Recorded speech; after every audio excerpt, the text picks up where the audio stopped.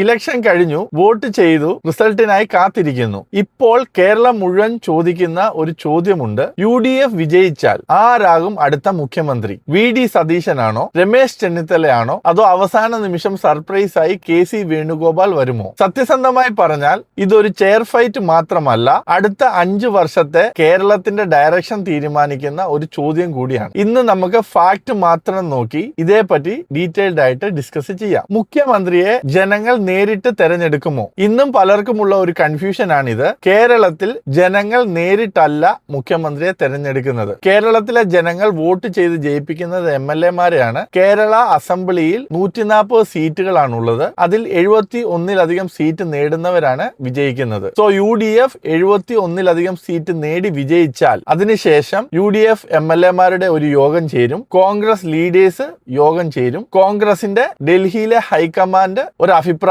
പറയും. അതിനുശേഷം alliance members എല്ലാവരും ഒന്നിച്ചിരുന്ന് എഗ്രി ചെയ്തിട്ട് അതിനുശേഷം മാത്രമാണ് CM-ന്റെ പേര് വെളിയിൽ വരുന്നത്. അതായത് ചുരുക്കി പറഞ്ഞാൽ വോട്ട് ചെയ്ത് ജയിപ്പിക്കുന്നത് ജനങ്ങളാണെങ്കിലും CM-നെ തീരുമാനിക്കുന്നത് പാർട്ടി റൂമുകളിലാണ്. അങ്ങനെയാണ് നമ്മുടെ പാർലമെന്ററി ഡെമോക്രാറ്റിക് സിസ്റ്റം ഡിസൈൻ ചെയ്ത് ഇരിക്കുന്നത്. ഇനി നമുക്ക് ഡയറക്റ്റ് ആയിട്ട് കാൻഡിഡേറ്റ് ലിസ്റ്റ് നോക്കാം. 3 മെയിൻ കാൻഡിഡേറ്റ്സിനെയാണ് നമ്മൾ സെലക്ട് ചെയ്തിരിക്കുന്നത്. പൊതു ചർച്ചയിൽ മുന്നിലുള്ളത് VD സതീശനാണ്. അതിന് ചില കാരണങ്ങളുണ്ട്. അദ്ദേഹമായിരുന്നു ഓപ്പോസിഷൻ ലീഡർ. UDF ക്യാമ്പയിന്റെ മുഖമായിരുന്നു അദ്ദേഹം. അസംബ്ലി ഡിബേറ്റ്സിലൊക്കെ വിസിബിൾ ആയിട്ടുള്ള ഒരു ഫേസ് ഉണ്ടായിരുന്നു അദ്ദേഹത്തിന്. യൂത്തിന്റെ ഇടയിൽ അക്സെപ്റ്റബിൾ ആയിട്ടുള്ള ഒരു ഇമേജ് അദ്ദേഹം കാത്തു സൂക്ഷിക്കുന്നുണ്ട്. പറവൂരിൽ നിന്ന് പലതവണ അദ്ദേഹം വിജയിച്ചിട്ടുണ്ട്. ഇപ്പോൾ ഫ്രണ്ട് റണ്ണർ ഇമേജിൽ ഏറ്റവും മുന്നിലുള്ളത് VD സതീശനാണ്. അദ്ദേഹത്തിനായി പല ബാനേഴ്സും ഫ്ലെക്സുകളും ഇപ്പോൾ ഉയർന്നിട്ടുണ്ട്. അതിന് കാരണം പബ്ലിക്കിന്റെ പെർസെപ്ഷൻ അദ്ദേഹത്തിനായി വളരെ കൂടുതലാണ്. പക്ഷെ പൊളിറ്റിക്സിൽ പോപ്പുലാരിറ്റി മാത്രം മതിയോ?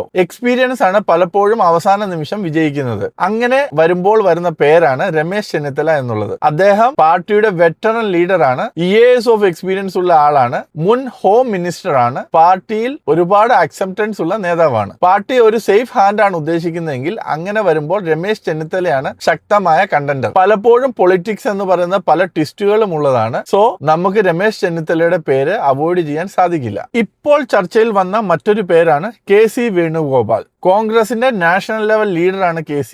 ഡൽഹി കണക്ഷൻ വെരി സ്ട്രോങ് ആണ്. സതീശൻ വീസസ് ചെന്നിത്തല എന്നുള്ള ഫൈറ്റ് സ്ട്രോങ് ആയി കഴിഞ്ഞാൽ, അത് ഡെഡ് ലോക്ക് ആയി കഴിഞ്ഞാൽ ഒരു കോംപ്രമൈസ് കാൻഡിഡേറ്റ് ആയിട്ട് വരാൻ സാധ്യതയുള്ള പേരാണ് KC വേണുഗോപാലിന്റേത്. പൊളിറ്റിക്സിൽ ലാസ്റ്റ് മിനിറ്റ് ട്വിസ്റ്റ് ഒരു പുതിയ കാര്യമല്ല. അതുകൊണ്ട് ഈ റേസ് ഇപ്പോഴും ഓപ്പൺ ആണ്. അടുത്തത് മുസ്ലിം ലീഗ് എന്ത് പറയുന്നു എന്ന് നോക്കാം. UDF-ൽ കോൺഗ്രസ് കഴിഞ്ഞാൽ ഏറ്റവും വലിയ ശക്തി എന്ന് പറയുന്നത് മുസ്ലിം ലീഗാണ്. അവരുടെ മെസ്സേജ് വളരെ ക്ലിയർ ആണ്. റിസൾട്ട് വരുന്നതിന് മുമ്പ് CM ഡിബേറ്റ് അൺനെസസറി ആണ് എന്നുള്ളതാണ്. ഇത് അലയൻസിനെ, അതായത് UDF-ന്റെ അലയൻസിനെ ബാധിക്കാം. സോ അതിൽ നിന്നും എന്താണ് മനസ്സിലാക്കാൻ സാധിക്കുന്നത്? CM ഡിബേറ്റ് എന്ന് പറയുന്നത് കോൺഗ്രസിന്റെ ഇന്റേണൽ മാറ്റർ മാത്രമല്ല, UDF-നെ ബാലൻസ് ചെയ്യുന്ന ഒരു ഘടകം കൂടിയാണ്. ഒരു മലയാളിയായ നമ്മൾ ചോദിക്കേണ്ട ചോദ്യം, സത്യമായി പറഞ്ഞാൽ നമ്മൾ വെയിൽ കൊണ്ട് വോട്ട് ചെയ്യുന്നു, ക്യൂവിൽ നിന്ന് വോട്ട് ചെയ്യുന്നു. എന്തുകൊണ്ട്? ഒരു നല്ല കേരളം പ്രതീക്ഷിച്ച്. പക്ഷെ ഇലക്ഷൻ കഴിഞ്ഞു കഴിഞ്ഞാൽ നമ്മൾ ചോദിക്കുന്നത് ചെയർ ആർക്ക് കിട്ടും എന്നുള്ളതാണ്. പക്ഷെ നമ്മൾ ചോദിക്കേണ്ട ചോദ്യം എന്താണ്?